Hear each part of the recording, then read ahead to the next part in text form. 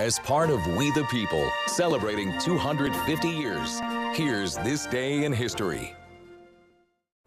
All right, as we count down to America's 250th birthday this summer, we're sharing our We the People series, people, places, and things of the past that have shaped our country to what it is today. We're going to Indiana today, Charlie. All right, let's do it on this day, April 9th, back in 2009. Parks and Recreation debuted on NBC. The show starred Amy Poehler, Nick Offerman, Chris Pratt. The show aired from 2009 to 2015. Parks and Rec is a workplace sitcom about a group of employees in the small fictional town of Pawnee, Indiana.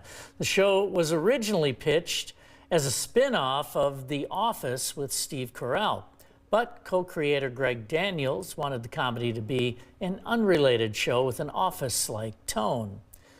The theme song to the show wasn't selected until about 3 weeks before the show's premiere. That's This Day in History for April 9th. Steve Carell was just on Good Hang, which is Amy Poehler's new podcast. Okay. And they were talking about The Office premiering while Parks and Rec was going. Both shows had just terrible pilots, horrible first seasons. No one watched it, but can you imagine? I remember The Office did. I didn't watch Parks and Rec much. None of it? No. Do you know who Ron Swanson is?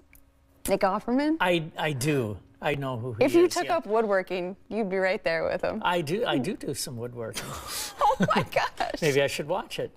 There you go. You'd go toe to toe. All right, Charlie.